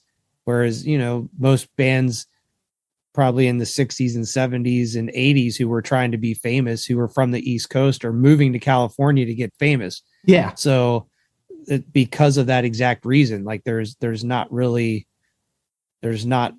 like a sustainable infrastructure on the East Coast to like propel your career further. So it's like you had to kind of move to get better recordings and you get moved to LA connections. as a metal band so you could get fucking signed and found so you could blow up. Like it was, I mean, that's what it is. Even though Kicks had gotten bigger, like they got bigger when they went to LA. Yeah. It's one of the, it is what it is. I think. Or they had the industry connections maybe on the East Coast, but they're like, hey, you got to come out here if you want to get to the next level or whatever. Right. So I think now, without all that being said, yeah, I think things have changed now. I have like home studios, and what's available to people now is fucking unbelievable. Oh, it's crazy. I know we've like kind of touched on this a little bit before, but I mean, just in the last 2 weeks, I've like I told you, I sort of went down the rabbit hole of looking at VSTs and stuff like that. And it's crazy. Like you really can make just incredible sounding recordings on your own now, even if you don't even totally know what you're doing yet. There's like stuff that will just like literally will mix shit for you now if you don't want to like try to mix stuff yourself. It's insane. Yeah, it's unbelievable. It's funny as I saw, and I don't know how the fuck it ended up in my YouTube stream, but it was like tenured producer versus like somebody learning. Yeah. And like they switched programs, and the producer was only allowed to use like not rock band, what's it called? Garage band. Yeah. And whatever loops and shit were in there. And then the newbie went into, I think it was Pro Tools. But I mean, looking at it, it's unfair to the newbie to get thrown into like Pro Tools or something, because the guy looked like he produced something really good. Like they basically used the same song, and it was like how they developed it. Mm-hmm. It's like what did they add, how they bring it to life. So, and at the end of the day, the producers sounded better, but the other guy, like, I think if it would have been, I don't think it was apples to apples to start with, because I think the tenured producer, he had, even though he had a pre-boxed kind of set of tools to work with, he knew all of them and knew how to use it, because the shit's made to be uber user friendly. Where the newbie guy got thrown into, and all of a sudden he's trying to figure out how to fucking do beats and all this other shit on top of, or additional beats, additional sounds, where they were coming from. So that way, to me, it was a little lopsided in the producer's favor. But the kid still knocked out a fucking awesome, mix and production, even though, I mean, he was under. He wasn't ready for that challenge. I mean, he said he was, but like it was completely like he should have had 2 weeks to learn how to use fucking Pro Tools before being dropped into it, or the plug-in instruments. Well, I mean, I can say from experience, and I've really learned this a lot this past week, is just how much. I mean, this can apply to everything in life. I mean, they say that like you what you're supposed to put in. If you have like, what is it? I forget what the rule is, but if you have like 10,000 hours in on anything, like if you pick a hobby, if you put in 10,000 hours, that's when you're sort of considered like a master at whatever that thing is for the most part. And I really believe that's true, because I think if you keep practicing something and you just keep doing it, you really will. You're always going to like get better. And I actually have been working on remixing an album this week of a band I recorded back in 2010. And I was never like really happy with how the recording turned out at the time anyway. There's a lot of shit that went into reasons for that. I won't go into all of them, but basically there was some limitations that I had with my computer at the time that I had to make some decisions based on like the speed of my computer, which kind of degraded some of the sound a little bit on some instruments. But anyway, I just always wanted to come back to it at some point. And in the last like week and a half or so, I dug those files out and I wanted to give it a go at just like listening to what I recorded 10 years ago and what I could do with it now.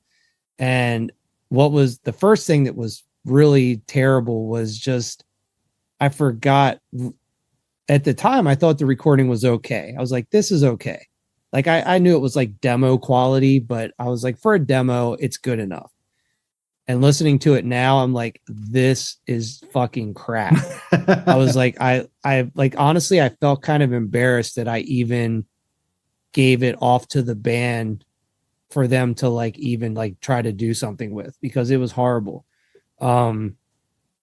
So or like I said, last week and a half or so, I've been spending some time like working on it and resculpting it, and kind of like just like taking all the things I've learned over like the last 12 years and applying it to this recording. And there are some things I wasn't able to really dig too deeply into, because there's actually some files that I needed to get open that I don't have the software anymore to even open these files to extract things I needed. So I was sort of limited to what things I could actually dive in to fix. But the remix that I've done so far, it's crazy how much better it sounds compared to what I did 12 years ago. Like it's completely night and day. And it honestly, like it was like a moment of pride where I was like, dude, like I kind of like know what I'm doing nowadays. Right. So I don't know. It was cool to like actually take something that sounded like complete garbage and actually make it into something that I'm going to be like stoked to hand back off to those guys again. And maybe they can actually like do something with it now. Right. So, I mean, did they, so I guess my question is, it didn't fucking put them back. It didn't hurt them that you recorded it and it didn't come out as well as you wanted. You didn't like set them back, did you? I mean, well, I think that they never really did anything with it, just because I think they just didn't like how it sounded. I mean, they always kind of like in a roundabout way told me that, and you know, I recorded it for free. So like, how much can you really bitch about a free recording? Right. But I just think, you know, and like I'm good friends with those guys and stuff too. So I think it was just kind of like they were appreciative that I did it, and you know, they didn't want to be like, hey, this recording sucks, like can we do it again or whatever. Yeah. So it's just kind of like they just let it go, kind of a thing. And just like, you know, we did it, it was fun, but we don't like it enough to want to like put it out. Right. So, but, and you know, they're not a band anymore or anything, and I don't like, none of those guys even play music much anymore, but I think it would just be cool to like give it to them and just so like for themselves, like have something that sounds a lot better now. Oh, I know that feeling. Yeah. Well, that feeling. So the one thing I haven't really like mentioned yet, but you kind of know, but I've been working on like new music, and what's crazy is the new like sort of demos I've been working on of the new songs I'm kind of putting together, just the demo recordings I'm doing sound so much better than any of like my sort of quote unquote like fully mastered put out releases, that I'm actually thinking about taking like all my favorite songs on all my previous releases and re-recording them. Oh, that's awesome. Because I'm liking the sounds I'm getting so much. So it's just kind of funny that we've been having these conversations about bands doing re-records and like, is that cool? Should bands do them? And I'm like, oh, and I'm kind of like, I would never re-record my own shit. That's like a moment in time and just leave it as is. But I'm like, I don't know, man. Like, I'm kind of like, I don't even like listening to some of the old stuff now, because of like, if I can re-record the songs that I do still play off my old stuff and make them sound this good, like I'll fucking delete those original ones off my Bandcamp page. That is fucking wrong. Yeah. So I don't know. I think it's kind of like maybe falls back into just the sickness of shopping for guitars, the sickness of always trying to improve your own works of art, I guess. Oh, absolutely. Like when should you cut yourself off from being allowed to do that? Yeah. I mean, that's so the guy that I've been watching, we got into the big band production, and I need to pick it back up. Like there was, I think the one video was an hour and a half with the guy laying drums for a song. And I'm like, I was like, oh, I mean, it's still interesting because them going back and forth and ideas and them doing their placement of mics and stuff. But, you know, he kind of preaches this, and I like, the more I think about it, the more I'm still afraid to even do it. But if he does something, say records a guitar and he uses the emulator, he'll render it so he can't go in and start tweaking the guitar sounds. Like flatten it out. Yeah, he'll be like, this is what I wanted. This is where we are. And I'm going to flatten this, and it is what it is. Like if I go back and re-record it, but it's not, I'm going to sit here and keep tweaking the sound of it. Yeah. And he does it. I support that. That's actually not a bad idea. Well, the one thing I was thinking about is I wouldn't do like a full re-record. I don't think. It would just basically be probably because I really like the bass and guitar tones that I've gotten. So I'd probably just go back and re-record just bass and guitar. I'd leave the drums and keyboards and stuff, and I'd probably re-sing the songs though. But I don't know. I'm still on the fence about whether I'm going to do that or not. The only thing I'm worried about is having, and this has been a problem since the beginning of me doing my solo thing, is sort of being like a one-man band and like playing to like a backing track, is as my recordings have evolved, the sort of like the sound of the backing tracks have changed. So as the recordings get better, they don't like match up live all the time. So by re-recording songs from my original, like my first couple releases that I still play, if I were to re-record those, I could have like a more consistent live sound with the backing tracks. Oh, I think I can't get my head around how you're out of sync. I guess. Well, just because the recording's like so much different. So right. On my backing, like the drums are pretty much the same, but like, let's say for example, if I make these, cause I have like a bunch of new songs. So if I have these like 4 to 6 new songs and they're using this guitar and bass tone that I really like, that isn't going to match the guitar and bass tones of the original recordings from like the first record. Yeah. I'm following you. Yeah. So kind of like doing a re-record just because it's a better recording, but also to like match. Yeah, that makes a lot of sense too. That makes, so I mean, by the way you do things, it actually makes a lot of sense. And to me, then I wouldn't want to fucking render out my guitars at any point, because if I go record and I go into another thing I like, then I can just change it to that preset versus. Well, and that's actually something I inadvertently did since I've been recording my own stuff, is I never record like basically everything you just described that guy does, where he'll record like DI, but then add the effect onto the guitar after the fact, so it's like a clean recording signal. I actually never did that on all my old stuff. When I would record, I was essentially recording as a flattened sound from the get-go. So I don't have the ability to go back in and just swap sounds. I understand which sucks.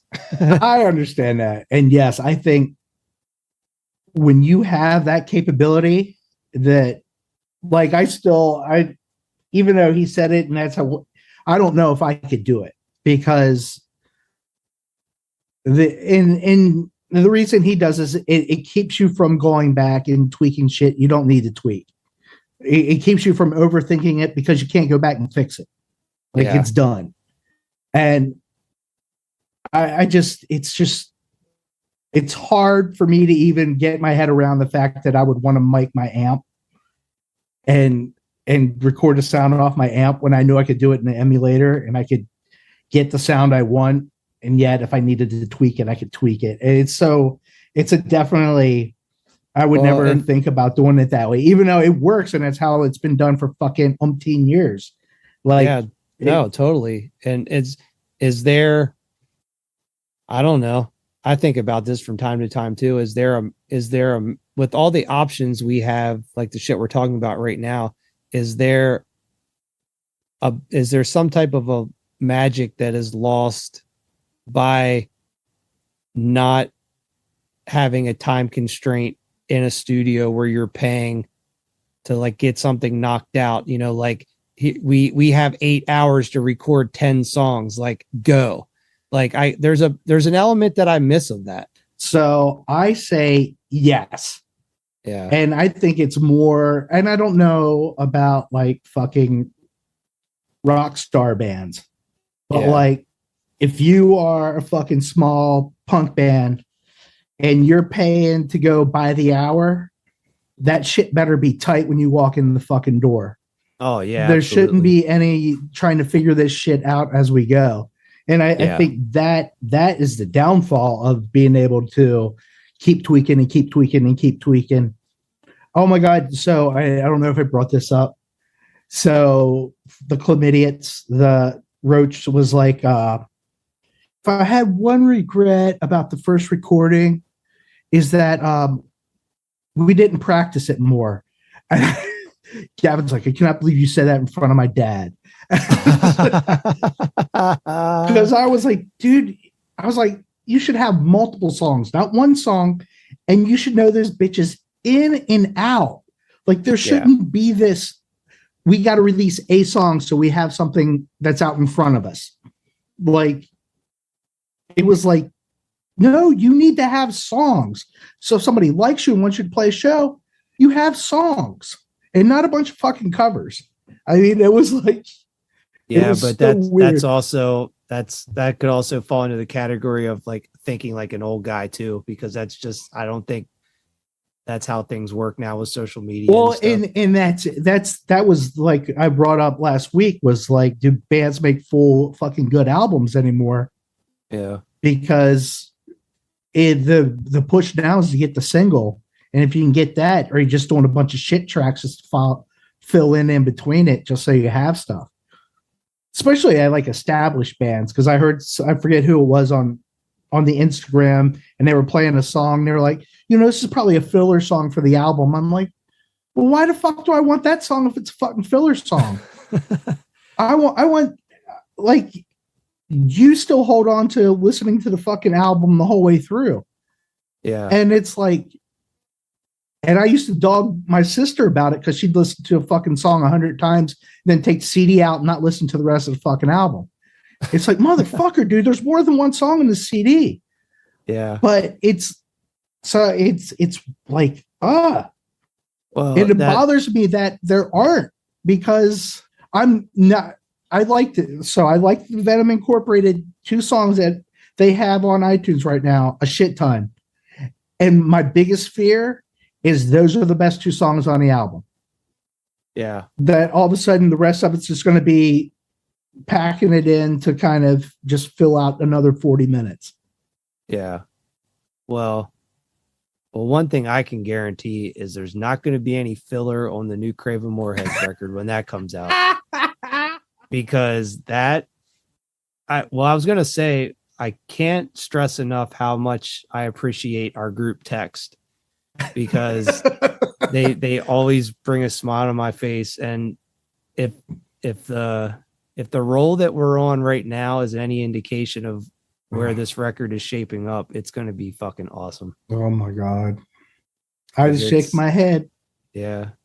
Does that so we should tell people about the text from the other day. We were texting and we were coming up with lyrics.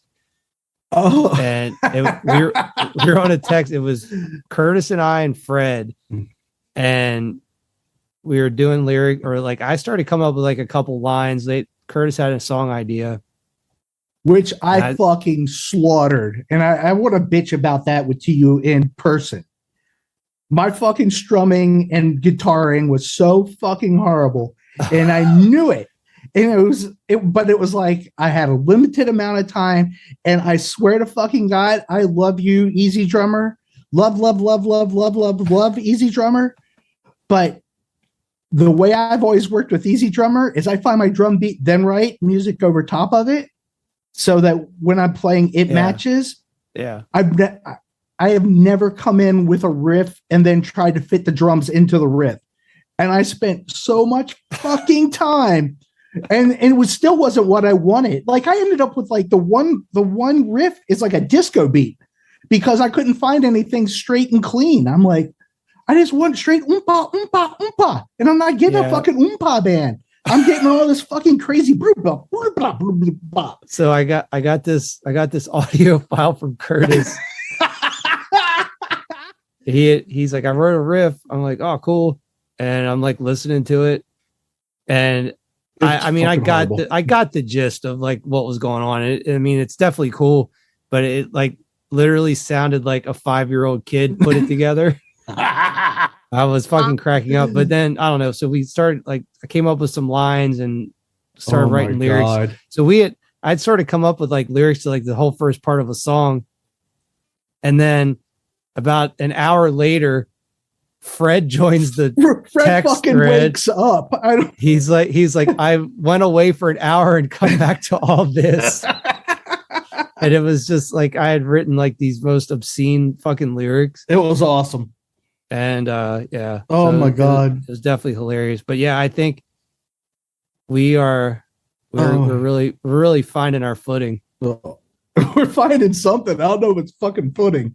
Oh my God. But yeah, that's why we'll bring it back full circle to the guitar buying, because I was like, all right, it's time. It's time to like get a new axe. I gotta have a Craven Moorhead style axe to like write these songs correctly. Oh my God. I sent it. I think within a minute, I sent a follow-up text saying, don't fucking pick on the guitar because it's horrible. And it was fucking. Should I post that clip on the website? No, it's goddamn embarrassing. But I wanted to get it because I might forget something, so I wanted to get it in. But like I said, I spent so much time fucking trying to get the drums. But let me add, I also, since the Dammy Doodle was away, I fucking binged Finding Bigfoot. Season 3, I think. And so I was just like, I should have started earlier on Saturday trying to lay the track down and try to get everything ironed out, but I had to finish. She was away and I fucking watched 14 episodes of Finding Bigfoot. Guess what? They didn't find him. Yeah, I figured. I'm not shocked. Oh my God. I love it though. It is so fucking. They found more stuff that should have showed up on Ghost Hunters than they did on Finding Bigfoot, but they did, or Expedition Bigfoot. It's not those 3 Bilbo and whatever those guys are. It's like I've never watched this show ever, so I don't know. I think I like Expedition Bigfoot and not Finding Bigfoot. I don't know. Now I have to look because we give props to the right people. We just recently got Disney Plus. Just Just because I was like, man, I wanted the Star Wars channel because there's like so much shit on there I haven't seen yet. Yeah. And we were borrowing a Disney Plus account from a friend of ours for a while, and I don't know, his parents also use it, so he's just like, let me know when you're logged in. So it was like one of those whole things. So we were appreciative that he let us use it, but we're like, we're just gonna get our fucking own so we don't have to like deal with that. And anyway, I finally got to watch Obi-Wan. I haven't Kenobi. watched that. Oh my God. I fucking loved that. I thought it was seriously, I mean, I'm a huge Star Wars fan, and I really liked The Mandalorian. I thought that was done fucking awesome. Yeah, I thought that was done really, really well. I thought Obi-Wan was just as good, if maybe not even a little bit better. Oh, really? Yeah, I'm actually probably gonna. I watched the whole series in a day because I was like so hooked on it. I was kind of like Expedition Bigfoot. Apparently so, yeah. And I started watching the Book of Boba Fett. I'm not feeling that one as much. I don't think Gavin liked it either. It's okay. I don't dislike it, but Obi-Wan Kenobi was seriously like, that was unreal. It was awesome. So if you're a Star Wars fan and haven't watched that yet, highly recommend it. There you go. Expedition Bigfoot season 3. I'm kind of scared to get into watching a show like that. I don't know how I feel about that. I guess I don't know. But I mean, you already spoiled it anyway because they don't find him, so there's no point in watching. Well, guess what? There's fucking 3 seasons, so no shit they haven't found him, or they wouldn't have went past season 1. It's funny. I don't know. Yeah, I guess actually the key to that is like actually not finding him is the better option, right? Yes, absolutely. Because you can't keep the cash cow going if you find him. Oh shit. Yeah, that, you know what? That's actually a really good topic. Is like, what is it? Is it better to never find these things, or like to maybe is that the gimmick of all of this? Is like these things are basically like a religion. There's like never any way to prove it. It's like all based on faith, and it's like all about making money. So maybe the person who created the idea of Bigfoot like knew it was fucking bullshit. It was like, this is a way to like start making fucking money. It could be. It totally. Yeah. There, I heard an interview with somebody who does. I think he works for Small Town Monsters. They do like documentaries on different lore type things. And the guy was like, I don't know if I'd ever admit if I did see one that I didn't catch on camera. Because he's like, this is what I do for a living. And he's like, I don't think I could say that I've seen one if I don't have any sort of documentation of it, because basically all I'm doing is fueling the fire and making myself less reputable because I'm a believer and not a researcher. So it was just like, ooh, it's like never thought about it. That's definitely an interesting take. Yeah, like I wonder if there's like a secret, like cryptid, like Illuminati that is like basically like someone just said they actually have they found Bigfoot, like go fucking kill that guy before he like fucking shows his pictures. Dude, if you watch and listen to enough shit, that is totally a thought process. Really? Oh my God. Yes. Like Bigfoot Illuminati is like a real thing. Like, so, okay. Not that anybody's fucking gonna watch it anyway. So they were in Oregon or Washington State, one of the two. Anyway, but they heard this story that from a park ranger that he went and found things where they thought the Bigfoot was sleeping. And he was a part of a survey crew for a logging company, I believe. And in the next couple days, the government showed up, bought the land, and kicked them off of it. Wow. And basically like kind of froze them out so they couldn't go through and destroy the habitat. And so they ended up in California at a place where the government just bought a huge swath of land, and they kind of explored on the periphery of it. Like, so that whole thought process that exists, and it's even fucking scarier. So maybe Bill Gates is part of the conspiracy to keep Bigfoot hidden, because maybe he has stock in Bigfoot media. Because isn't he like buying up a bunch of land all over the country? Maybe that's why he's buying up Bigfoot land. Maybe to keep people from finding him. That. I'm just telling you. You brought it up. No, I know. I live in some bizarro world. I know. Gee, I listen to the dumbest shit possible, but at least I'm entertained. If someone actually did find one of these things, what would your reaction be? Would you be happy that something gets found? Would you be bummed? Like, where do you side on the discovery of an actual Bigfoot? Are you? Oh my God. I don't think it would change anything. I mean, they fucking find new species of fucking animals all the time. It's how does that change my day?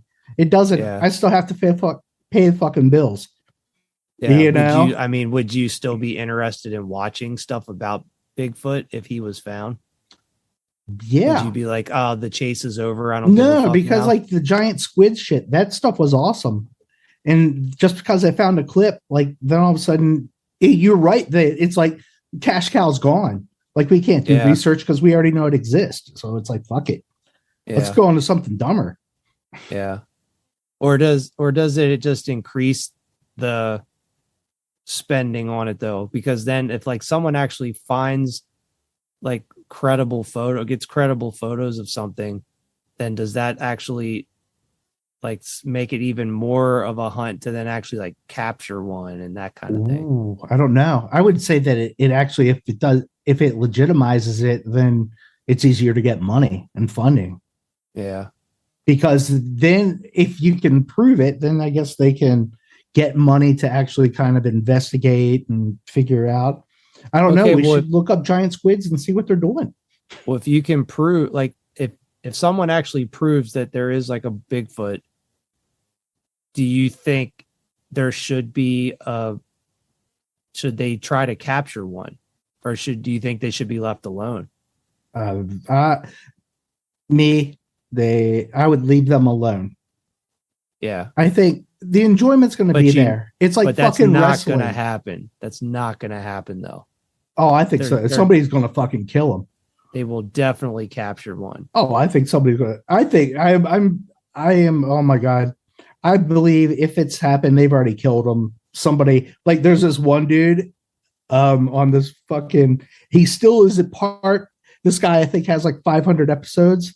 And this guy was early on in the run, but he's still part of his bumper coming in because he talks about blowing Bigfoot's head off. And it's just so fucking funny. But the guy was I couldn't get it into my head that he was lying to me. It was I kind of believed this guy because he wasn't how do you want to say it? He was not believable. He had it was his intonation. It was his way he told the story. And I mean, at the point it's a story, but it was the way he told it. And he didn't sound like this is what he was doing for fun. He was out hunting and all of a sudden it showed up and fucking scared the shit out of him and he fucking shot it. Damn. So it's just crazy. It's fucking crazy. I don't know. I think they'll kill him. But yeah, and I mean, maybe. And like I said, I don't know shit about Bigfoot, but maybe there's a thought that, what if they're something about how they live or what they do? Maybe they carry diseases that can destroy farm. That would be fucking crazy. So that's maybe there is some secret thing that they're to kill them off because of spreading disease. Or it doesn't work vice versa. I mean, the same as us. You can't get too close to them because whatever we have, they get the COVIDs and kill right over. Oh yeah, spontaneously combust. Well, that's a good topic. Do you believe that that's real? Oh my God. Oh, We went down a fucking we went from talking about uniform choice to like fucking spontaneous combustion. that, you know what?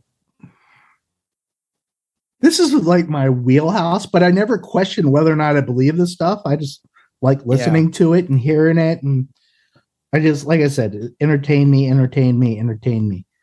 I don't fucking know if I do. Like to put, I don't know enough about it to say one way or the well, other, but it's super fucking rare. It's not like it happens every day. It's like, every couple years, maybe one person in the world fucking blows up. Like it's not like yeah. it's not. It doesn't happen that often. And I mean, there's different ones. And oh my God, I'm such a fucking loser. There's like, I mean, there's people like I've seen like medical examiners and stuff. Like I think they even covered it on like Morbid or something like that podcast. But it's like they I think, I don't know. Now you made me think about it.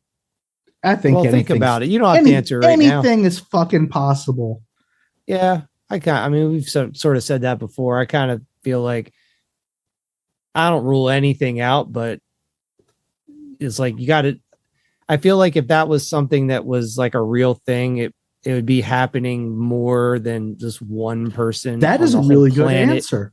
A year, like that's just a phenomenon that would. I feel like there would at least be like 50 people exploding a year. Yeah, and I don't think that. I don't even know if there's that many recorded cases. Yeah. I could be wrong, but I don't think there are. I mean, I've seen some of the pictures where and they're fucked up. There's like a chair and you can still see like black soot of where like legs were or whatever. Yes. I'm just laughing. I'm just like, I don't know, man. Like maybe I don't, like I said, anything's possible, but it seems ridiculous. Oh my God. Yeah. So yeah, we definitely went down the rabbit hole.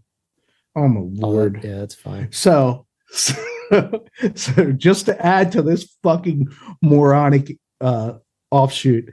So the big push right now is CERN. Like everybody's fucking worried about CERN over in the collider. Like they're afraid they're opening up dimensional doors. And that's where all the bad weather's come from, is because of CERN. Oh, I hadn't heard that. So fucking, I'm like, oh my God. I was like, I've never heard that. But I mean, it's different. And somebody should sit and map it out and see if it's true or they're just talking out their ass. Yeah. I mean, I follow that stuff a little bit, but not enough to speak on it in any kind of intelligent manner. But I think all that stuff's cool. But yeah, I'm just kind of like, science is rad and it's cool to like watch them try to figure shit out. But also simultaneously, it's like, yeah, are you like, what if there's like a crack in the walls and like, did we just like vaporize the entire planet with that thing or something? So I create a black hole that just swallows everything. My bigger fear is whatever it is, we're going to weaponize it before we do anything else. Oh yeah. Like it is like whatever we find. And that goes, I mean, everything we do, you try to weaponize it. Yeah. Well, yeah, that's a good point. Yeah. It's like nuclear weapons are fucking like BB guns if they fucking figure that thing out. Yeah, exactly. Like, oh, you have your 500 nuclear warheads. Oh, cool. Come at me, bro. I've got a fucking particle collider, bitch. Yeah. Bring it. We just fucking hit a button and we fucking disintegrate your fucking entire existence. Oh my Lord. How awesome is that? I don't know, man. I think I'm gonna go look at some guitars. Oh, I know what I'm doing tonight when I go to bed. I'll be fucking looking at guitars. I'll be eyeing up the Kramer. Well, here's one last thing. Let's like bring it back full circle to the guitar conversation. And maybe I shouldn't bring this up because maybe this could evolve into like something longer, but to talk about, but is like your like guitar color choice. do you have like a guitar color preference or like a finish preference? Is that something that's ever like bothered you or like Yes. you? Oh, absolutely. Okay. I wasn't sure if you just like got what you got or if you actually like, No, I couldn't do that. It's like fucking buying a car. yeah. Was like, Okay. that's a pretty orange, but that's not for me, bro. Like, Yeah. it's I like mean, it's. do you have a favorite color, like just I'm in still a general? black. Like So, the Kramer's cool in red, but that's as far as I would think I'd go. But I can tell you, I don't know if I'm stoked on the matte. As you've seen, it builds up weird. It gets a little funky looking. yeah. But other than black, you don't have like an actual color that you like? Nah. No? I do. I don't know. Like I said, is they make fun of us at work, or Duke comes in and makes fun of us because we all wear black. It's like, Yeah. So like if you're guitar shopping, like black's going to be what you're going to mostly look at. I could do that or white. Like now, Yeah. I could do that or white, or it'd have to be something. I guess our bass isn't, but Blythe was really into the colors of the bass, so that's why we got that. And at that time, it was really fucking hard to find a bass. Like it was like ridiculous, like in my price range. Yeah, yeah. Well, how about like natural finishes? Are you into like more just like wood grain or like tobacco burst looking kind of stuff, like less Ooh. poly, or is that even that's not good? I'd probably want a black. It's like, maybe Yeah. I could do the clear black stain. That might be cool. I don't know. It's weird. Yeah. It's But like brown, like a brownish finish you're not into. I don't know. Like I love the Hondo, but I love the Hondo because I traded it for a little bit of nothing and it sounds like mud. Like but if it was in black, it'd be even more badass. Yeah. Yeah, I like Are you big bright colors? no.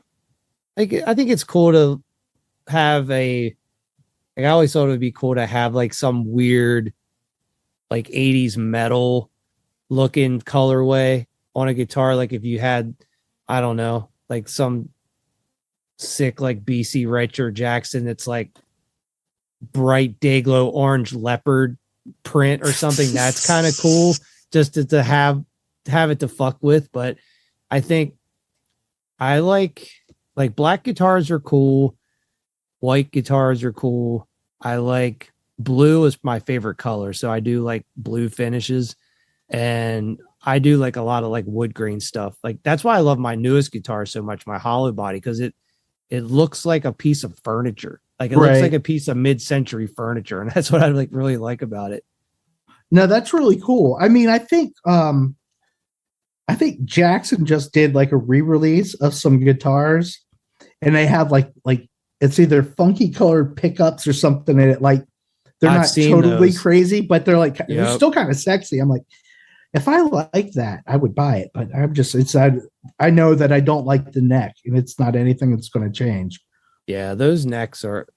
I had one Jackson. I don't know. Do you remember that Jackson I had? It was like kind of like it was a like a lower end version of a soloist, basically. I forget what the name of it was, but it was like a bolt on neck. It was only like maybe like a $400 or $500 Jackson, but that guitar was cool. But yeah, I don't know, man. I just the necks are weird on those things. It's I just don't it's so like them. thin. Like that's why it was always weird. It was like playing Gabe's. Like I didn't like doing it. Like it was just it didn't feel right.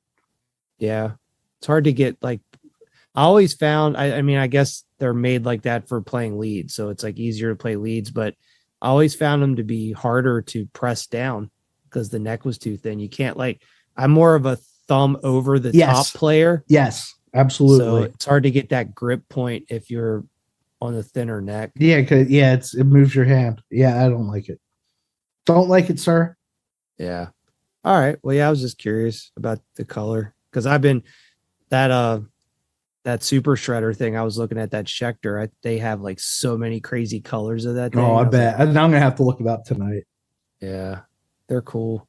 But the thing I like, well, that's another thing too that I like. Some of these like other guitar brands are doing is they have sort of like their like standard headstocks that they put on everything, then every once in a while they'll come out with a model where they change the headstock a little bit and it's maybe not as obnoxious, not as like pointy or something. And I kind of like that when they have like an alternate headstock.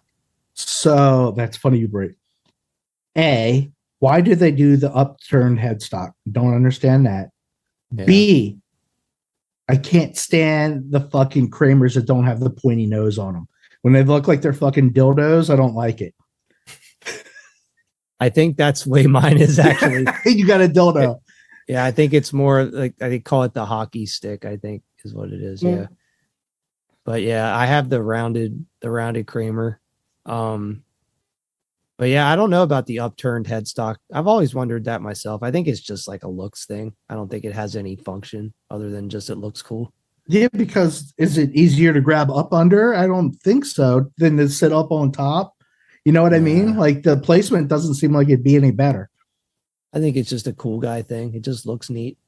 Exactly. Because typically every guitar I've ever seen that has an upturned headstock has a locking tremolo. So you don't have to do it.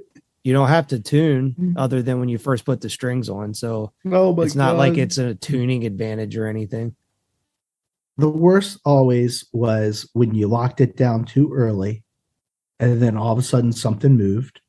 Yeah. And then you had to unfucking bolt everything and retune. Ugh.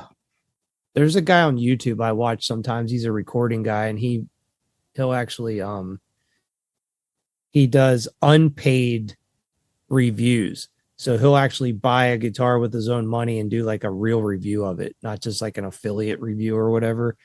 So he'll give his honest opinion on stuff. And it's funny because you're talking about the Floyd Rose, like locking it down, stays in tune. He like hardly, I don't think he has any Floyd Rose guitars in his studio because he always talks about how much of a bitch they are to keep in tune. Oh, so really? He's actually the exact opposite. I mean, what is he recording? Is he recording everybody that shows up? Because I was talking to like the one kid outside one day before Gavin went to practice, and I was telling him about my obsession with this fucking guitar. He's like, because they drop tune in the middle of the set. I'm like, why would I fucking like that? It doesn't make sense. I was like, so yeah, you can never buy a fucking Floyd Rose because if you're changing tune in the middle of the set, what's it fucking matter? Yeah. Well, yeah. Well, Kramer had those.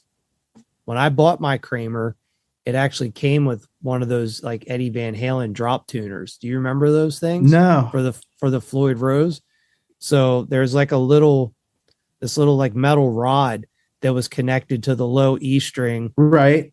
And you would basically like pull this rod backwards and would actually drop your E string down to a D so you could like drop tune on the fly. That is fucking crazy. But I removed it. I still actually have the pieces, the components to it, but I never used it because I didn't like it. But it's a cool little invention. It was actually pretty reliable. Like it would actually work and stay in tune. But yeah, I'm pretty sure that like Eddie Van Halen created that or had something to do with it. Well, you want to wrap things up? Fuck yeah, I got to piss. So here, before we go, I got this idea. Yeah. I want to do a fucking, you're probably going to have to help, is I want to do a ring.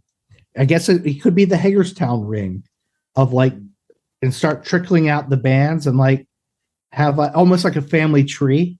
And start like, oh my God, this band goes to this band, goes to this band, goes to this band, goes to this band.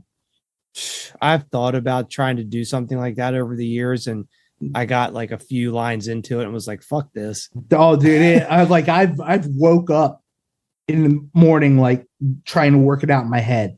Like I'd already started it and I like woke up and it was in my head like rolling already. I'm like, oh no. Yeah. Well, what would maybe be interesting would be to like we each do one, but don't converse with each other to like see how accurate our each one's. Oh my God, well, yours is going to be better than mine, but I'll do it. I don't know. Maybe because I mean, mine's going to be very limited to sort of like the inner circle because it's gonna I feel like maybe you're gonna be better at the outer rims of it than what I am. Oh yeah, I heard that about you. I knew that I was setting myself up for that. On that note, All right, motherfuckers. Adios. this podcast was brought to you by Potty Mouth Records.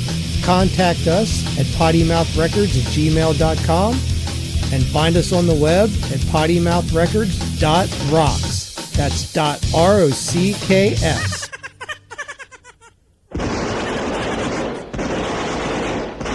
Top that, bitch!